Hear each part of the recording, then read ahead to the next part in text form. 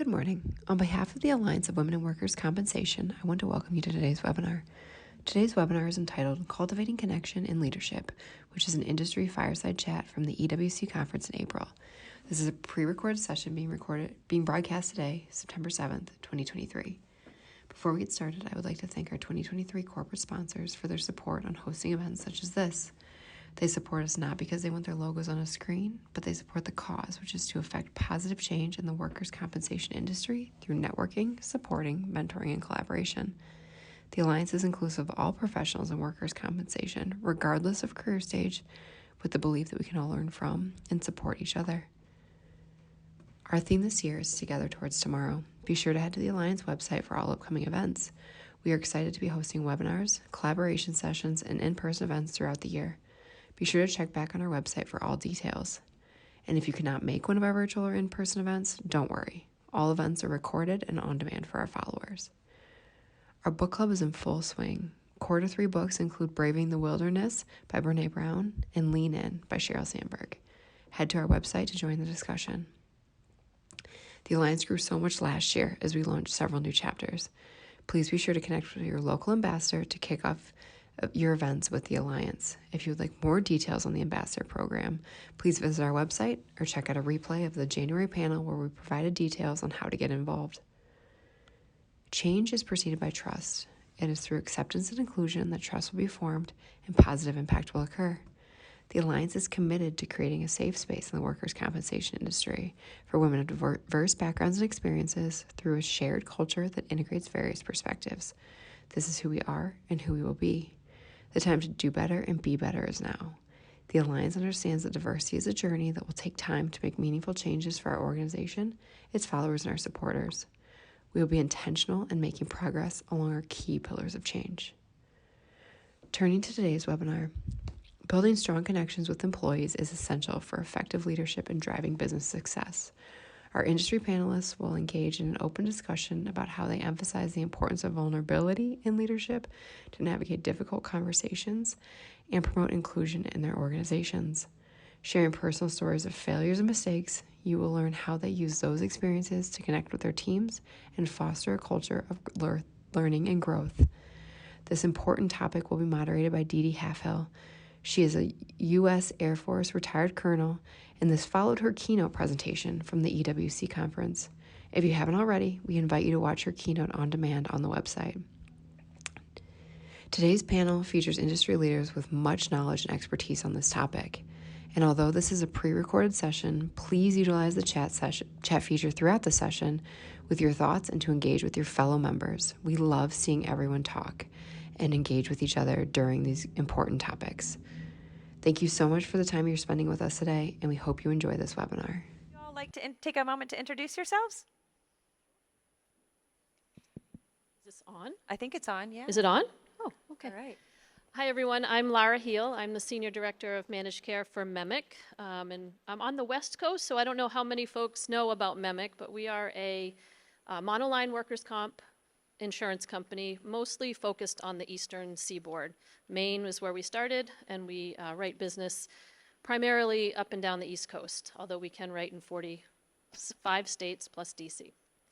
In my role as Senior Director of Managed Care, I oversee all of our strategic partnerships as well as our medical cost containment programs. I've been in the insurance industry for over 20 years, but I think I'm still considered a relative newcomer to the workers' comp industry. I started at MEMIC in 2018, so I'm just hitting 5 years. So I don't know if that's still new or if I can still play the new card, but I am a registered nurse by background, so when we talk about people's feelings and vulnerability, it's kind of an interesting mix that I have where I oversee a business unit, but people still expect oodles of empathy from me. Can you hear? Okay.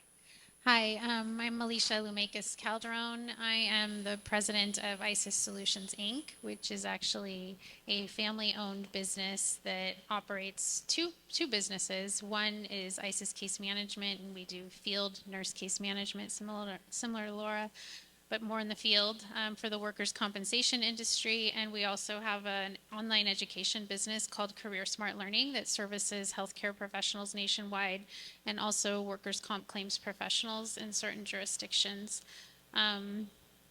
Like Lara also, my background is actually in social work and started my career as a social worker and kind of grew up the leadership ladder in social services before transitioning back into the workers' compensation industry and with our family business around 2010 to start our education division.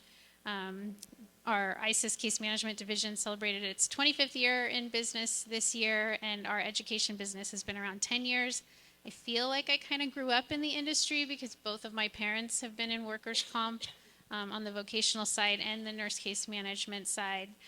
Even though I had that little interlude where I did social services, so quite familiar with the industry, although I don't know if I could count how many years exactly since it's just always been a part of my life. So, thank you. Good afternoon, everybody. My name is Tamara Ulufunua-Saralo. First, I would like to thank Dede. That was very inspirational, and I love that she has served our country, and I thank you very much for that. Thank you. I've been with Stater Brothers Markets for 34 years. Amazing, right? Since I don't look much older. But seriously, I'm the Senior Director of Insurance Administration. In that area, that means that I oversee, of course, workers' comp, our general liability and auto, our employee salaried benefits, safety, and records management. And I'm honored to be here today to talk a little bit about leadership and, of course, how we can make some dynamic change in the industry. Awesome. Thank you. So I want to thank these ladies for joining me on stage because with the topic, it's always really helpful to bring other perspectives in so we can kind of really put into a visualization like what does this work look like. So I have a question that I'd like to start and throw it out to everyone. How have you, throughout your career, how have you learned to balance this idea of vulnerability while also maintaining that authority, that degree of authority that's needed in leadership? How have you done that throughout your careers? Or what lessons have you learned in doing so? Well, I'll start. I think for me, one of the things that I try really hard to do as I'm getting to know a team or an organization that I'm leading, I try to get really clear on what our objectives and our goals are so that at least I know that. Because what I naturally tend to do is let folks know right off the bat, I don't have all the answers. I don't know how we're going to do this. I don't have a blueprint for how we're going to do this, but I know we've got to get here. And I don't know if I do that because I learned that from somebody or if it's just honesty. I don't think we should expect to have all the answers.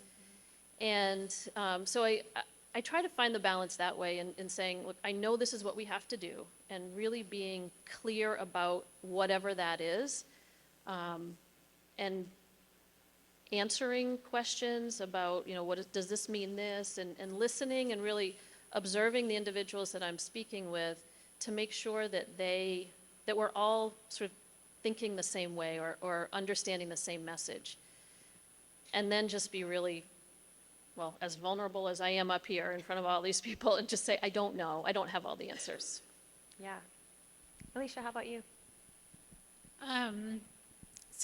This is an interesting question. I guess I think I would start by saying, because for me, when I reflect on my leadership journey, I would say it's been a bit of a continuum to find the balance between these two things. And so when I first started, and as an entry-level leader, entry-level supervisor, I would say I did everything textbook wrong.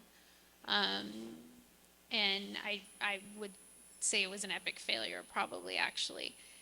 Because I was very concerned at that time, and again, I was in my 20s, front-level supervisor, and I tell this story to new leaders all the time too, but I was probably overly consumed with the authority side of it, or overly focused on, okay, now I'm a leader, what's expected of me? What are the leaders of the organization thinking I should be doing? Having total imposter syndrome. thinking I'm not ready for what they're expecting of me, but I have to stand in these shoes and just figure it out. And so what happened was I was overly concerned with the people reporting to me, liking me, as opposed to respecting me. I know you talked about this, Dede, in your presentation, but I was probably more afraid to have critical, honest conversations with my team members. So when a team member wasn't doing something that I probably should have been holding them more accountable to do, instead of discussing it with them in an open, honest way, I would try to cover it up by doing the work myself. And I was an overachiever, and so I just felt I did everything wrong, and really kind of fell flat on my face. And the result was that, superficially to the people I reported to, I looked really good. I postured myself well. I made the department look good. I made sure we achieved our outcomes. But behind the scenes, I knew it really wasn't working, and I knew I was failing. And so that was really my disappointment in myself, was how it kind of led me to the next stage in more of my journey, because I knew I needed to do better. And so when the vulnerability aspect came in, I think for the next iteration of when I became a leader in a different capacity, and when I got promoted to a different role, I just approached it really differently and had to get recentered from me around my purpose, around what guided me, around what came more natural to me. And it was really going more back to my social work roots and saying, why did this all interest me to begin with? I'm so focused on what people expect of me and having this new title and this new responsibility, but ultimately I just wanted to help people. I just wanted to serve others. I wanted to do good things in the world, and that's what filled up my cup. And getting recentered around that helped me embrace more vulnerability, I would say. And so I think even the next time around, when I got into a new role, I just said to the people I was reporting to, I really did not do well when I was the first level supervisor, or when I supervised the last team that I did, and I want to do better. And so I just kind of laid it out there and exposed myself to them in that way. And for me, it was such a relief. It's kind of like being up here saying, you guys, public speaking makes my stomach really, really sick. But when I say it, I free myself. It's like, oh, now everybody knows. And I feel so much better. So it had that kind of effect on me. And from that point forward, I think I was really just able to gain more self-confidence, embrace more vulnerability, use it as a way to connect with people. And really from that point forward, I think it's been so much better. I will say, though, before I hand it over to Tamara, is the higher up you go in the organization, I think the harder this balancing act gets. And in middle management, I found it so much easier to be more vulnerable and to use it as a technique to foster rapport and build culture.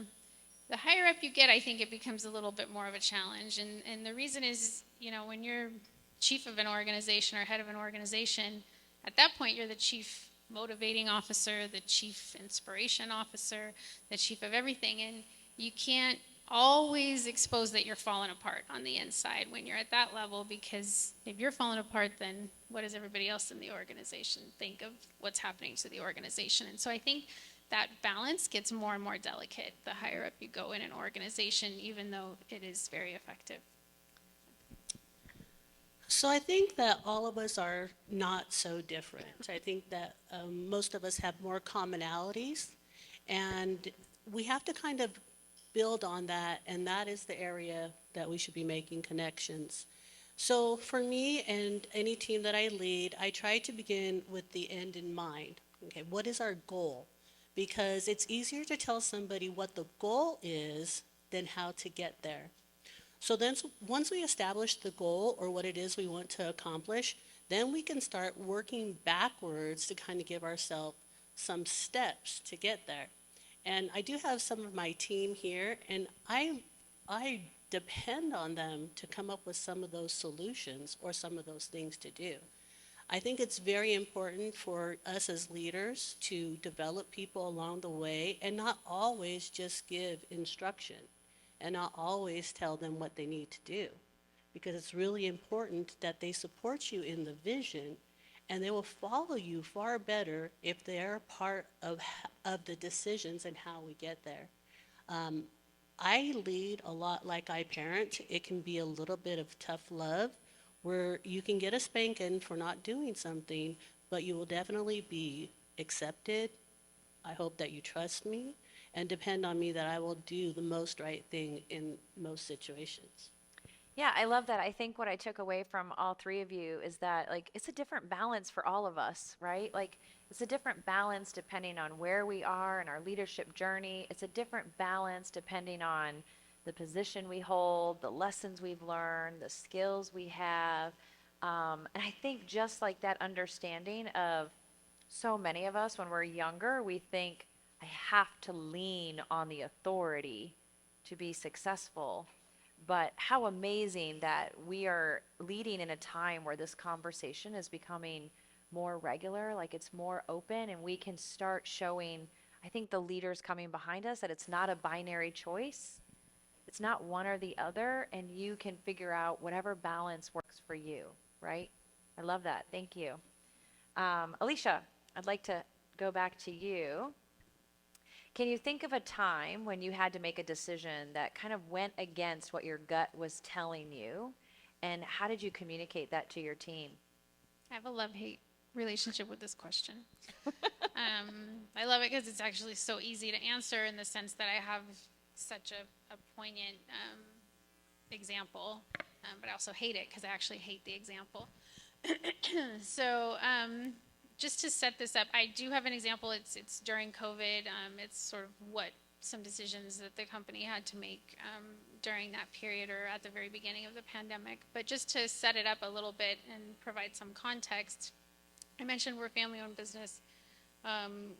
Leading up to 2019, we had always prided ourselves, and still do, on adhering to sort of a very clear code of conduct for ourselves, clear set of values, and a clear, somewhat recipe to our success. For example, you do right by your people, you hire good people, they do good things, you're generous with your people, you strive for excellence, and you manage by a strict financial code, which is you don't take on any debt. We never borrowed. You always finance your own growth. You always stay the masters of your own destiny. You live within your means, and you always set aside money for savings. And so I had taken over the role as president of a company that oversaw both businesses in the end of 2018. 2019, we saw an immense amount of growth. We actually couldn't even keep up with the demand. Overall, very successful year. By the end of 2020, I had made it my personal mission that prior year to even make sure that, I knew everybody's name in the organization, that it still had that family feel, that I was in all of the hirings and all of the interviews, and feeling pretty good about myself at the beginning of 2020 and what we had accomplished, given the big transition through succession that our family had gone through and that our business had gone through, and that we had such a good year. And then COVID hits, and we all kind of know what happened.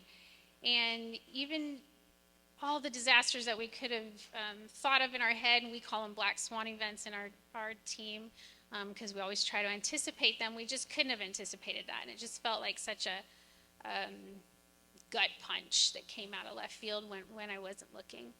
And leading up now to this decision that was so hard, or that just didn't come natural to me, having grown year over year and have never contracted in size, our business, it just ran so counter to everything in my gut. It's like, we can't contract, we can't shrink, we got to keep growing, but all the inertia is working against you. We just hired so many people the prior year. I knew all of those people by name. I knew their families. I knew everything about them. I had just lured them into our bosom, as my sister likes to say. You bring them in close and you give them a hug. And here we were contemplating contracting in size and having to perhaps temporarily lay off some of those folks. And so it was that decision that went against everything in my core at the time, but it did so for the wrong reasons.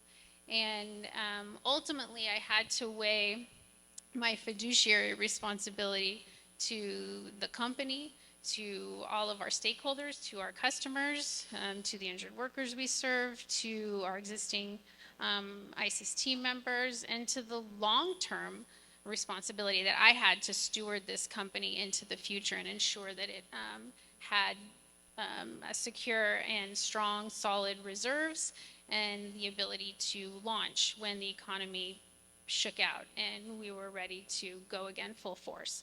But that decision to say we're going to contract in size and we're going to have to lay some people off, now we know it was just temporarily, but at the time we weren't entirely sure. But that decision, for me, I probably think naturally I would have waited a little bit longer, and it would have been the wrong decision because you would be depleting your reserves and we would have been impacting our ability to grow again in the future. And ultimately, thankfully, we've been able to do that and then some. So again, I think I really had to grow as a person, and in retrospect, it really enabled me to be a better business leader. But it was an extremely difficult decision, and it certainly didn't come natural to me. I really had to say, why am I procrastinating at doing this? Why is it hurting me so much? Why am I resisting it so much? And I think it was clouded by the emotions and the humanness, and I think I had to be less of a social worker that day and more of a businesswoman that day.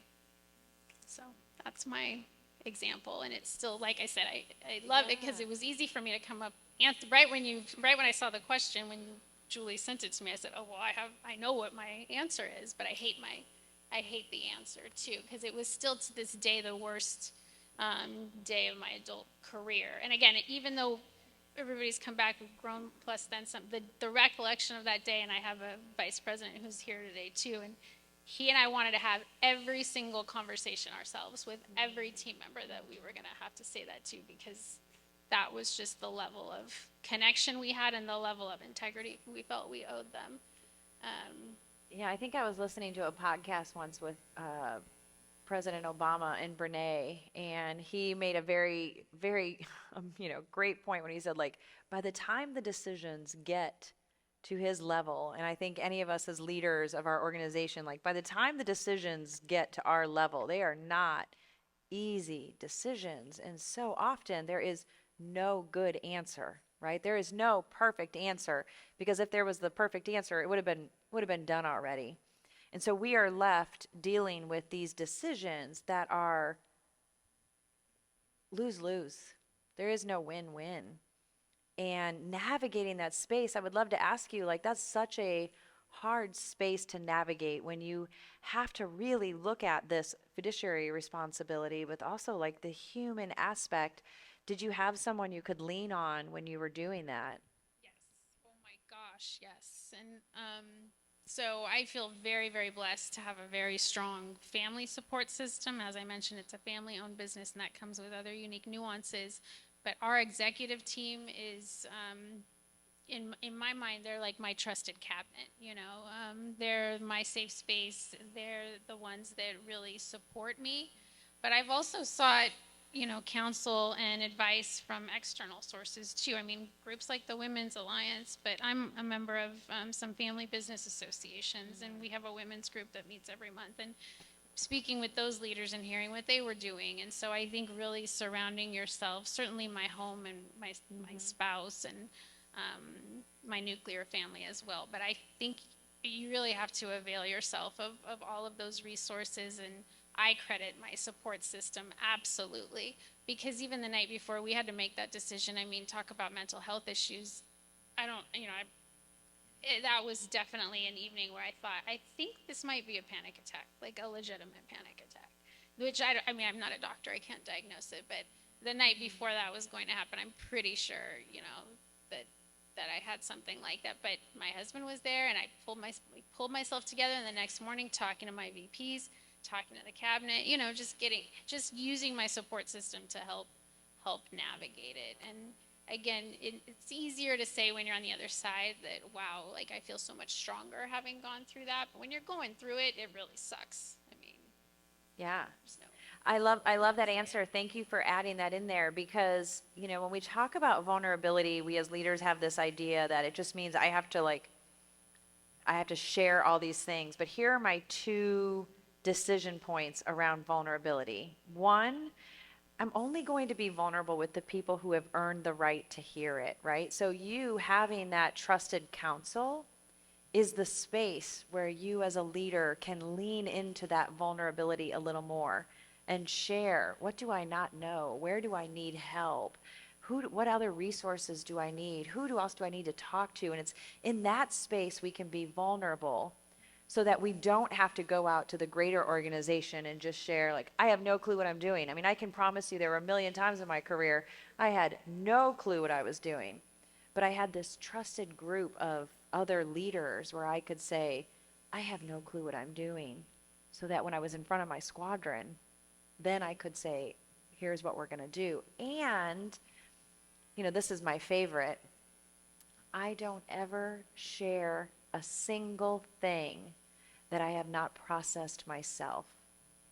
We have to do the work to process those areas that are making us feel uncomfortable so that we're not just offloading on others. Like when it comes to vulnerability, you share in the spaces that are appropriate to share and you do the work to process the emotion so you're not offloading and hurting others. So that was perfect. That was wonderful. Thank you. Yeah. Lara. Uh-oh. Can you think of a time you got some feedback from your team and how did you incorporate that feedback into your leadership style? So I too hate this question and love it because I'm not going to get hired again as a moderator. I received so much feedback over my career. There's so many examples. One of the pieces of, well, first of all, I will say that what I've learned over the course of my career is to ask for feedback a lot. I want to know not only what I did well, and I think that's really important, and I myself am not as good at sharing that with other folks, what you did really well. But I also want to know where I can improve because I want to get better. I want to grow, I want to get better. And so I ask for feedback a lot, and I don't know if that puts people on like edge when I ask, or they just feel like, oh no, you're good, it's good, everything's good. And so I was hearing a lot of, oh no, this is good, and it's good, and you did great, and all of these things. And then at the company that I worked for before I came to MEMIC, we did 360 feedback, anonymous 360 feedback. And it was my first experience getting that feedback as the leader of a team. And all I had heard from folks was, you're doing great, and you know, the team that I took over really didn't like me at the beginning because I wasn't one of them. I didn't have the same background as them. And so I knew about that, and I thought, oh, you know, I'll see that in the feedback. Which I did, I saw that as well. But one of the things that really stuck with me, and I still to this day really work hard on balancing this, is this, the feedback that all you care about is the numbers. And I don't know if that's because of my background as a nurse, that individuals didn't think I would care that much about it, or if I still don't know, or if it's because I really do really pay attention to the data. Because I think in leading an organization, you have to pay attention to the data and you have to pay attention to the people. And sometimes that's hard to balance both of those things. So when I first saw that feedback, I thought, are you kidding me? I'm a nurse in the insurance world. I don't even touch the amount of data that some of the folks that I work with touch. So I was really kind of shocked. And the first thing I wanted to do is go and ask everybody who I thought had given me that feedback, right? Can anyone I'm relate? sure nobody has ever done this, right? And I thought, oh, I know who it was. It was the person that didn't get the job, and she wants to know. And the leadership that would roll these 360 feedback surveys out, they were really smart, and they always gave us some things to think about as you're reading the feedback. And I don't exactly remember what Sarah stood for, but I think it was shock, anger, resentment, and then awareness or acknowledgement or something like that. And I remember thinking, thank goodness I read that, because my first thing was shock. And how could anybody say this? I mean, I look at 4 reports, and everybody else around me looks at thousands of reports every day. I'm still getting emotional about it. And so, but I really took that to heart, and I thought, okay, I need to talk about what's important in this data and why, and share the why. And maybe if I do that and I get really clear about, here's why this information is important to me. It's important to me because, yes, I want to succeed, but I want all of us to succeed. And I still think I still get that feedback, you got to spend less time looking at the data. And I often will come back and say, but that's my job. My job is to take care of that for you so that you can do the work that you do and so that we can all be successful. So that's one piece of feedback that that really stuck with me. The other, again, we don't have enough time with all the feedback that I've received, but the other one is, and this one is really, I struggle today, I still struggle with it today. And that is recognizing individuals when they do something really well. And I don't know if anybody else has that challenge, but it's really easy for me to say, oh, we missed the mark here, or this didn't turn out the way we expected, and really want to focus on how can we make it better? Because I always want to be getting better and making things, not making things better, but doing things better. And in focusing so heavily on that, I forget sometimes to say, you know what, though, we did this really well. And so just today, I was thinking about this question because I knew it was coming to me in a very public space. I just sent a note to my team and I said, you know what, you guys are doing an amazing job. And I don't know, it just felt really good to me because I know that I don't do that really well. I love that deliberate action of like, this is something I struggle with, but I'm going to take deliberate time to send it. We were talking at the beginning about true colors. And has anyone in here ever taken the true colors assessment? I saw one hand. Anybody else? Okay, so not many, but it's one of those basic like leadership personality assessments. And green, gold, blue, orange. I'm a gold. And one of the things I learned through that assessment is that sometimes for those of us who are really focused on task, we see task as the means to taking care of people. Like, I need to make sure you have all the data you need. I need to make sure you have all the tools you need. I need to make sure you have all the training you need.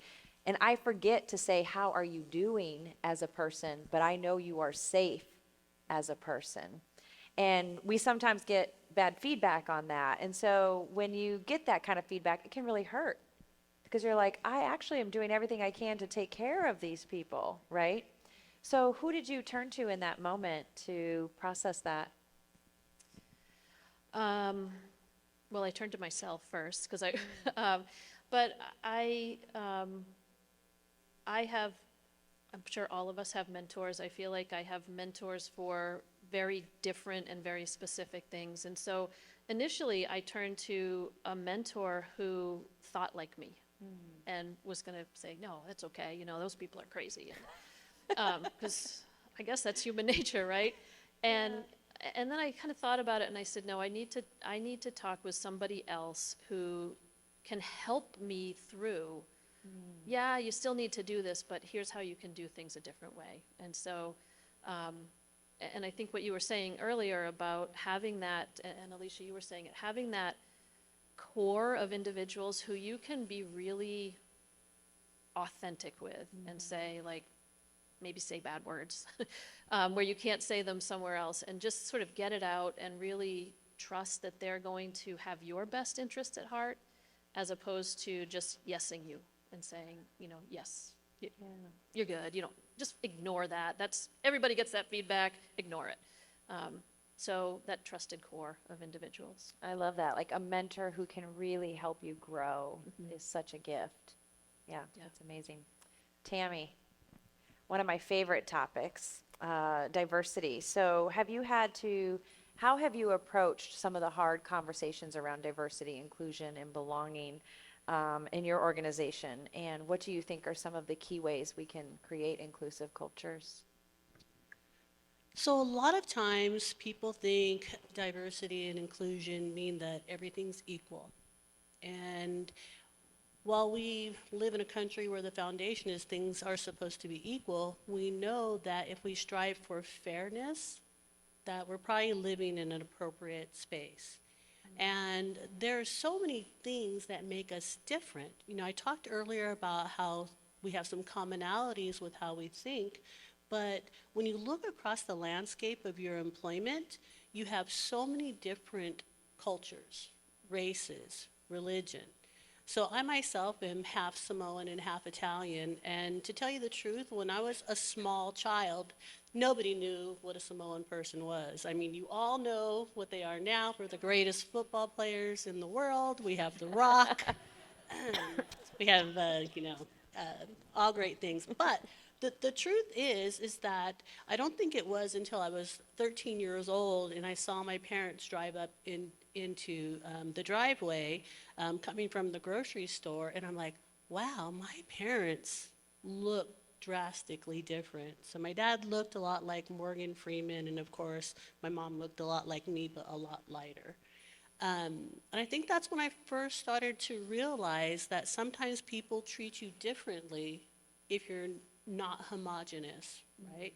So I think the greatest thing that you have to do as an employer is try to hire from the communities that you serve, so there's a representation of the people that you're doing business with that are with you. They're part of your organization. That's first how you can lay that foundation of true diversity.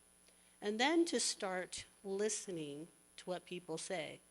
Now, this is the Women's Alliance, but if each of us starts to peel back the layers and the numbers, when Dede had thrown out that about 5 to 8% is what your top leadership is represented by female, I would say that maybe another 5 to 8% or maybe up to 15% may be persons of color.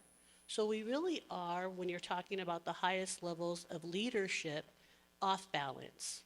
And one of the things that's truly important for a group of persons that are here today or any emerging leaders is to try to create some equilibrium. You know, we're not going to be equal, but at least kind of getting a few more people to represent those that may not have a voice. We're a very young country, and I know it sounds a little silly, but if you start to look at the dynamic changes that have occurred over, the past 200 years, if you go down to the last 20 years, the dynamic revolution and how quickly things are changing is amazing. So I have 6 kids. Wow, right? Woo. But 5 of them are millennials. So I know there's probably a lot of millennials in the room. I'm a Gen X, but I have 5 millennial children, and I have 1 Gen Z. And they are so different, so different. And I will tell you this, I am very amazed by Gen Z because I think they are the kindest, the gentlest, the smartest generation that we have. They're kind even when you want to be mean. And I really do have hope that we start to see that there's a larger amount of acceptance, right, of our difference. I know that some of us might be in the LGBTQ community, and I will tell you, I learned a new term. It's the same term, but I really liked the way it sounded, and it was libidiqua. So I'm going to now start talking about libidiqua more often than usual. And I think that the narrative here is that there's so many different things that we identify with and who we are, and it really is our experiences that make us. So you have to bring that into the workforce and into leadership. And if you are fortunate enough to be in that 5 to 8%, you have an obligation to make sure that those voices are representative in your organization, but also that you listen to them and take some of that advice. And that's the only true way that you're going to start seeing some cultural shift and change. Because I know, even if everyone says, no, we're a great organization and we love all of the differences and the nuances, there's still, as you as leadership, there's still whispers that are not accepting of differences. And I think that we have to be the voice that doesn't allow the whispers, because remember, you start with a whisper and it becomes a roar. So you really have to, be an advocate for those type of conversations not to happen. Yeah, thank you. I agree with you about Gen Z. Like, man, they are a generation that is all about inclusion. And the result of that is a real sense of belonging. Can I put you on the spot for just a second?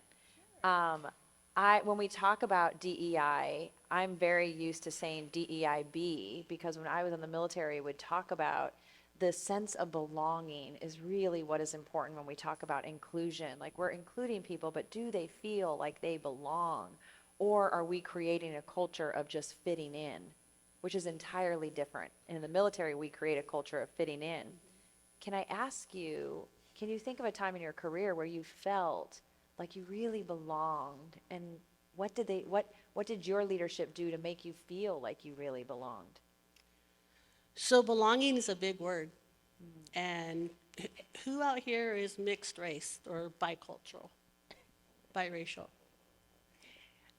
It's really hard because sometimes you're not accepted by either group for different reasons. And then, you do come to a place of being okay with it or learning how to work in that dynamic, right? So what I would say with my organization, and to be quite honest, to be with the company for 34 years, I didn't start in the position of senior director. So it's a grocery industry. So everybody out there who loves Stater Brothers. So I definitely was a person who started by pushing shopping carts in the parking lot. And prior to coming out of the collective bargaining agreement environment, I'm a meat cutter by trade. I can, do all of that great stuff. But for me, and it was several decades ago, and I was 8 months pregnant, and there was actually a position open for a retail meat supervisor. So that would actually be a position that would move you into, our mid-level leadership. So I had zero faith that an organization would first promote a female into an extremely male-dominated position. So I had no faith. And I really had no faith because I was 8 months pregnant. So, of course, going through the interview process, and I knew that I was the most qualified. And I'm not saying that to be That's all right. We can conceited. Yeah. Own it. But no, in general, from a qualification perspective, I felt extremely qualified and knew that it was a position that I could do. But I had no faith. As I think many people that are in different industries may have no faith that because you're different and don't fit the typical mold, that they'll take the chance on you.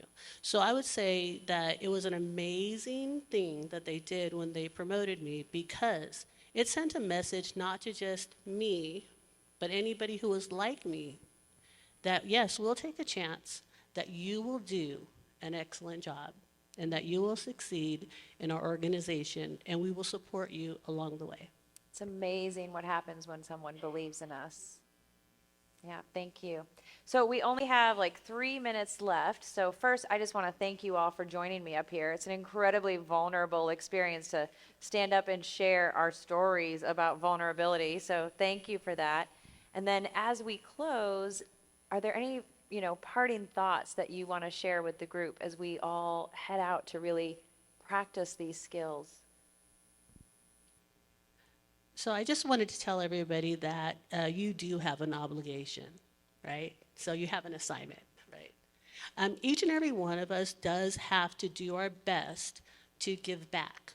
Now, you make the decision what that give back means to you, whether it's volunteering, whether it's education, whatever the it is for you. I just ask that everybody takes on that challenge and that obligation to give back. Thank you. Alysha. Well, I actually love what Tamara said, just because I think giving back too contributes to everybody's mental health. And I know for us within our organization, that's been really helpful. It's part of our core values, and it also really helped us as we navigated the last few years to be able to really institutionalize avenues for people to do that. I too just want to thank the Alliance, thank Dede, and also to my cohorts here. It was really an honor to be able to be up here with you and answer these challenging questions. In terms of parting words, I would just restate what we talked about with regard to support. I mean, I think I've really had to get more and more humble as I've gotten older and more mature. And I know it's so tempting when you all are leaders in your professions, or you take on a new leadership role, to fall into the trap of thinking you have to have all the answers to everything, and that it's my responsibility to make all these decisions. And by the way, I feel so much more successful now that I know I make 35,000 decisions a day, and I feel a lot more high functioning. But, you know, I always tell people I'm never going to be the most creative person in the room. People at that table can attest to this. I'm never going to be the one to throw out the most ideas. I will be the most determined in the room. I will be the most committed in the room. I might be the most passionate. But there are so many things that I won't bring. And so surrounding yourself with people who do bring the strengths that you don't have is such a critical thing to being the best version of yourself that you can be, the best version of the leader that you're striving to be. It certainly has in my case, and it's an evolution. It's just always on the horizon. You're never going to reach it, but we're always going to strive to be there. But thank you. Thank you, Lara. Closing Yes. us out. Oh, geez. I'll get feedback on this, I'm sure. You know, first, thank you. It was really an honor to have lunch with you today and these ladies, and get to know you a little bit better and build my connection within the workers' comp world a little bit more. And thank you to the Alliance and Julie for reaching out and asking us to do this.